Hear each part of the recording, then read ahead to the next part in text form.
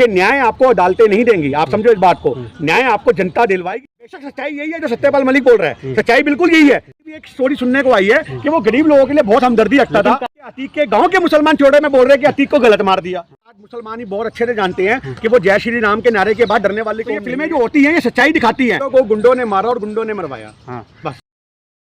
अतीक के मुद्दे पे हम एक ही बात कहना चाहते हैं, अगर दो शब्दों में सुनना चाहो, गुंडों को गुंडों ने मारा और गुंडों ने मरवाया, बस। ये छोटी सी बात के अंदर सारा फलसफा छिपा हुआ है। लोकतंत्र की भी तो हत्या हुई ना इसमें। देखिए, आज लोकतंत्र की हत्या हुई। आप इसका हम कहते हैं कि आज हमारे देश संविधान से चलना चाहिए, हम संविधान के साथ हैं, पर गुंडों पे हथियारों का किस पे रोक है?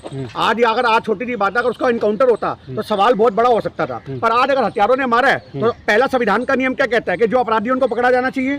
पुलिस ने भगाया तो नहीं। अगर पुलिस भगा देती तो हम ये मानते भैया लोकतंत्र के अगेंस्ट काम हुआ। भैया अगर आज किसी को करना चाहिए तो पुलिस ने क्या करा? पुलिस ने तुरंत पकड़ा या नहीं पकड़ा? पकड़ा। दूसरा काम क्या होना चाहिए कि पुलिस ने पकड़ने के बाद उनको हिरासत में भेजा चाहिए। आज वो भी संविधान के तहत हुआ। तीसरा, जब योगी सरकार पे सवाल उठे कि तुम्हारे वहां के बंदे क्या कर रहे थे, उन्होंने गोली क्यों नहीं चलाई, तो ये बात योगी सरकार को भी हजम आई और उन्होंने उसके बाद उनको क्या किया? सस्पेंड किया। तो हर चीज तो संविधान के हिसाब से हो रही है। अब हथियारा वहां पे कौन आगे किसको मार दे, ये बात तो जांच का विषय है कि वो वहां पे कैसे पहुंचे, उसमें कौन सा पुलिस वाला इन्वॉल्व था। क्योंकि आज पत्रकार बनकर वो गए तो आज ये क्या किसी ना किसी ने तो उनको ये भेज दिया होगा। 2 दिन पहले वो वहां पे आके बस गए हैं, यूपी के किसी जगह में रह रहे हैं। तो ये षड्यंत्र जो रचा गया, ये षड्यंत्र करता कौन था, ये जांच का विषय है। लेकिन दिन में हिफाजत कर रहे थे अतीक की 150 पुलिसकर्मी और रात को कर रहे थे 15। मैं आपसे यही कैसे देख, मैं क्या कहना चाह रहा हूँ, कोई ना कोई पुलिस वाला मिला हुआ है ना। मैं आपसे यही तो कहना चाह रहा हूँ। अब आप ये कहो कि पूरा प्रशासन मिला हुआ है, तो ये एक जांच का विषय है। जब तक जांच नहीं होगी हम ये कह नहीं सकते। पर एक बात छोटी सी याद रखना, अतीक मरा।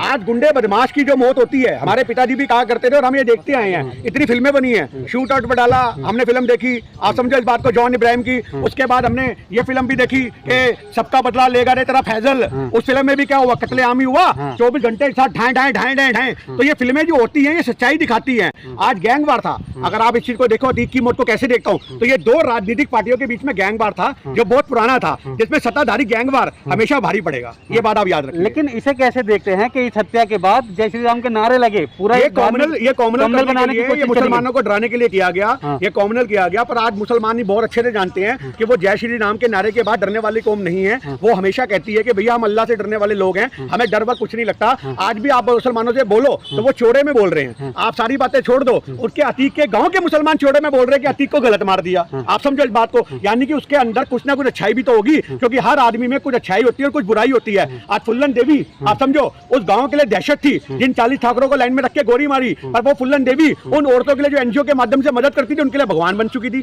आप समझो, रॉबिन हुड को देखो, अमीरों को लूटता था, तो जिनके लिए लूटता था उनके लिए वो क्रिमिनल था, पर जिन गरीबों की मदद करता था उनके लिए भगवान था। तो ऐसे ही अतीक की भी एक स्टोरी सुनने को आई है कि वो गरीब लोगों के लिए बहुत हमदर्दी रखता था। उमेश पाल का मुद्दा जो था, आज भारत के लोग उस समय खड़े नहीं हुए, हमें बड़ा अफसोस है। आप समझो इस बात को, हमारे देश के लोग भी धर्म देख के खड़े होते हैं कि ये तुम्हारा मुसलमान मरा है तो मुसलमान खड़े होंगे, और हिंदू का मरा तो हिंदू खड़े होंगे। जब उमेश पाल मरा, आज मैं सारे मुसलमान कम्युनिटी से पूछता हूँ, आप लोगों ने विरोध किया? नहीं किया। अगर उस समय वो मुसलमान कम्युनिटी सड़कों पे उतरती कि हमारा लॉ एंड ऑर्डर कहाँ है, एक आदमी को दिन दिहाड़े मार दिया गया, यूपी की आम जनता सड़कों पे उतरती, तो ये आपको देखने को ना मिलता। पर उस समय उमेश पाल मरा, वो हिंदू था तो मुसलमान चुप थे, और आज अतीक मरा तो आज हिंदू चुप है। आज जब तक हमारे देश में आतंकियों में, गुंडों में, बदमाशों में भी धर्म देख के तुम उनका समर्थन करोगे तो आप आज कल आपका नंबर, कल हमारा नंबर। लेकिन योगी जी से सवाल तो लोगों ने किया था ना उमेश पाल हत्याकांड के बाद कि कैसा प्रशासन है, क्या हो रहा है, तभी उन्होंने कहा कि मिट्टी में मिला देंगे। इस तरीके की छोटी सी बात समझो, उमेश पाल भाजपा का नेता था।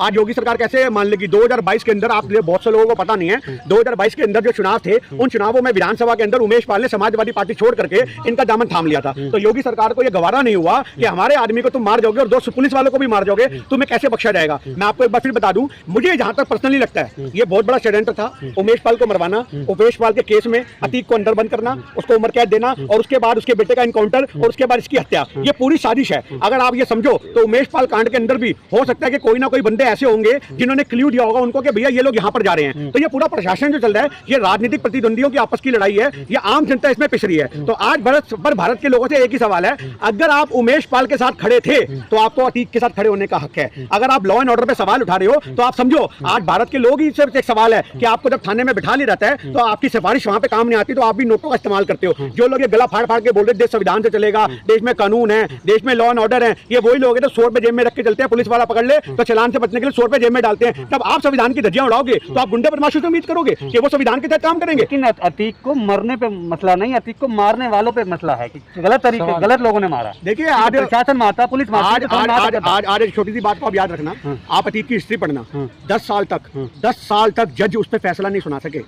आज जजों की कलम कांपती थी, जजों ने उसके फैसले के लिए, बहुत सारे लोग, मैं क्या कहना चाह रहा हूँ, आज जजों, यही तो बाहुबली का वो था पूरा का पूरा। जब हमारे देश में आज बाहुबली जेलों से बैठ के साम्राज्य चलाएंगे तो अंत तो ऐसा होगा ना, में बैठ के भी तो साम्राज्य चल रहे हैं, ये भी तो आप देख रहे हैं। आज हमने कब मना करा, हम कहते रहे जिनकी सत्ता है उन्होंने ये सब कुछ करवा दिया, जब इनकी सत्ता आएगी बदल करके तो ये कुछ करवाएंगे। ये तो गैंगवार है, हम तो कह रहे हैं आपको। आज दो गैंगवार फिल्मों में देखते हैं ना, उसने उसका बंदा मारा, उसने उसका बंदा मारा, ये तो गैंगवार का। इसमें लोकतंत्र और संविधान का तो दम निकलता जा रहा है। देखिए लोकतंत्र और संविधान को मजबूत करो ना, क्यों नहीं करते? उससे सिर्फ एक किताब और संविधान, सुन लो, आज संविधान को आप एक किताब बना के रख के बैठे हुए हो, संविधान को चलाने वाले हाथ गलत हैं। ये तो हम नहीं कहते, बाबा साहब कह के गए हैं कि भैया जो मैं किताब लिख रहा हूँ और अगर इसको चलाने वाले हाथ गलत होंगे तो आप समझो क्या क्या होगा देखने को। आज हमारे देश में संविधान चलाने वाले लोग तानाशाही का जो इंतजाम है वो ज्यादा कर रहे हैं, आप समझो इस बात को।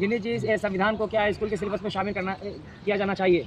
देखिए आज एक छोटी सी बात है, जो आर्ट्स पढ़ने वाले बच्चे हैं वो जरूर पढ़ते हैं संविधान की नॉलेज, तो आपको पता होना चाहिए कि हमारी सिविक्स की जो किताब होती है उसमें छठी से लग जाती है, छठी सी बच्चों को मिलता है। पर आज स्कूल वालों को चाहिए कि उनके लिए स्पेशल लेक्चर तैयार करे जाए, स्पेशल सही तरीके से बोर्ड लगा करके उनको अच्छे तरीके से संविधान की जानकारी दी जाए, बच्चों को पता हो। आज 12वीं पास बच्चे को ये नहीं पता था राष्ट्रपति का कार्यकाल कितना है, उसका चुनाव कैसे होता है। आज भारत के लोगों का गली गली सर्वे कर लो, वो ये सोचते हैं कि राष्ट्रपति भी चुना जाता है, आज उसमें प्रधानमंत्री भी चुना जाता है, जबकि हम लोग एमपी चुनते हैं, प्रधानमंत्री नहीं चुनते। हम लोग एक एमएलए चुनते हैं, हम लोग मुख्यमंत्री नहीं चुनते, पर लोगों को पता ही नहीं है। जब भारत के लोगों को यही नहीं और है, वो ये कहते हैं गलियों अब तो उनको समझाना पड़ेगा, पार्षद के हैं अच्छा था कौन सी होगी समझो। तो आज हमारे को जब तक सभी नहीं होगी, बट अति हम एक अशोक का होता है, नेचुरल आदमी को अति नहीं करना चाहिए। आपके पास चाहिए बस सवाल और जो है सवाल ये लॉ एंड ऑर्डर जो, तो लॉ एंड ऑर्डर तो उसके बाद को मिली, छात्रा को गोली मार दी गई। आप समझो इस बात को, एक 11 साल की लड़की का उन्नाव के अंदर पहले थोड़े समय पहले की बात है, 6 महीने पहले की 11 साल की लड़की का बलात्कार होता है और वो 11 साल की बच्ची मां बन जाती है और उन जमानती मिल जाते हैं उन लोगों को। आप समझो उन 5 मुजरिमों को जमानत मिलती है और जमानत में आने के बाद वो उस लड़की के घर में आग लगा देते हैं, जिसमें लड़की भी जल जाती है और उसका 7 महीने का बच्चा भी जल जाता है। तो आप समझो इस बात को, वो मुद्दा नेशनल मीडिया पे क्यों नहीं है? क्योंकि नेशनल मीडिया भी धर्म देख के आग लगाता है। आप समझो अगर कोई मुसलमान अपराधी होगा तो नेशनल मीडिया में 24 घंटे हाईलाइट चलेगी। आप समझो कोई हिंदू अपराधी होगा तो नेशनल मीडिया उसको दबाने की कोशिश करेगी। आप समझो, आपको पता होना चाहिए 13 अप्रैल को, मैं आपको खबर दे रहा हूं, मेरठ की खबर है, 13 अप्रैल को 2.5 लाख का इनामी बदमाश आदित्य राणा मेरठ में ढेर कर दिया गया पुलिस के द्वारा। क्या नेशनल मीडिया में वो खबर चली? क्यों? क्योंकि उसके नाम के आगे राणा लगा था। तो आज ये लोग कहते हैं कि देखो 2.5 लाख वाले ये भी तो हैं, ये भी तो आतंकवादी हो गए, हिंदुओं में भी तो फिर आतंकवादी हो जाएंगे अगर आप मुसलमानों में कह रहे हो। तो आज यही हमारी नेशनल मीडिया की कमी है कि अपराधी को अपराधियों की तरह दिखाना चाहिए, उनको एजेंडा नहीं बनाना चाहिए। 5 दिन से अतीक, अरे यूट्यूब खोलो अतीक, आप इंस्टाग्राम खोलो अतीक, आप रील चलाओ अतीक, आप फेसबुक खोलो अतीक, आप नेशनल मीडिया चलाओ अतीक, रात को 12 बजे चलाओ अतीक, आज तक पे चलाओ अतीक, जी न्यूज पे अतीक। अरे भैया इन चैनलों वालों की तो रोटी चल रही है मुसलमानों के नाम से और गवर्नमेंट की सरकार चल रही है। मुसलमान इनके लिए, मैं शुरू से कहता आ रहा हूं, इनके लिए बरकत का विषय है मुसलमान, चाहे वो मीडिया वाले हों या वो सरकार वाले हों। सरकार वाले मुसलमानों के नाम पे चुनाव जीत जाते हैं, आप समझो, मुसलमानों के नाम में हिंदुओं को भड़का भड़का के चुनाव जीत जाते हैं और नेशनल मीडिया वाले वो खबरें दिखा दिखा के अपनी रोटी चला लेते हैं। तो हमारे देश में जब तक मुसलमान लोगों की रोजी रोटी का जरिया बना रहेगा वो टारगेट पे रहेगा। लेकिन लगातार कई दिन से अतीक का मामला सुर्खियों में है, वहीं पुलवामा का मामला एक तरह से दबा दिया गया है, इसे कैसे देखिए सत्यपाल मलिक के जो व्यक्तंगे निकल के आए उनका स्वागत करते हैं, पर उसी समय क्रॉस क्वेश्चन खड़ा करता हूं कि आज कहीं ना कहीं सत्यपाल मलिक इसके लिए जिम्मेदार नहीं है। आज सारे लोग ये तो कह रहे सत्यपाल मलिक ने खुलासा कर दिया, राजनीतिक पार्टियों ने निकल के प्रदर्शन भी करना शुरू कर दिया, धरने प्रदर्शन हो रहे हैं, जांच की मांग हो रही है। अरे 2019 से हम तो जांच की मांग कर रहे थे कि भैया जांच होनी चाहिए पुलवामा की, इतना बड़ा हादसा हुआ, 300 किलो आगे कहां से आया। और अगर ये कहते हैं कि उन्होंने एयरक्राफ्ट मांगे थे और सत्यपाल मलिक कहता मुझे बोल देकर चुप हो जाओ, तो आप उस समय क्यों नहीं बोले?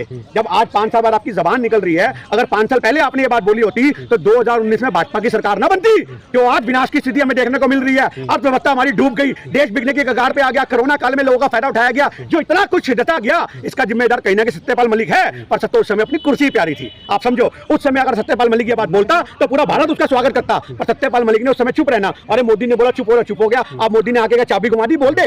आप समझो इस बात को, आज भी तो अपने मन की बात बोल रहा है, तो आज लोग तेरे को घेरेंगे कि अपने राजनीतिक फायदे के लिए बोल रहे हैं। कहीं ना कहीं तेरे को कुछ मांगा होगा, तूने मांगी होगी राज्यसभा भेजो, मुझे कोई और पद दे दो, मुझे आगे बढ़ाओ, और तेरी वो डिमांड पूरी नहीं हुई तो तू आज खुलासे कर रहा है। बेशक सच्चाई यही है जो सत्यपाल मलिक बोल रहा है, सच्चाई बिल्कुल यही है कि पुलवामा में जो साजिश रची गई थी उसके लिए पूरा रक्षा मंत्रालय, उसके लिए मोदी सरकार जिम्मेदार है। पर आज मुद्दा ये होना चाहिए कि उस समय जबान बंद क्यों रही? अगर उस समय ये अपनी जबान खोलता तो बहुत कुछ होता। आज पुलवामा के जो शहीद बच्चों के परिवार हैं, उन परिवार वालों से हम कहते हैं कि न्याय आपको अदालतें नहीं देंगी। आप समझो इस बात को, न्याय आपको जनता दिलवाएगी।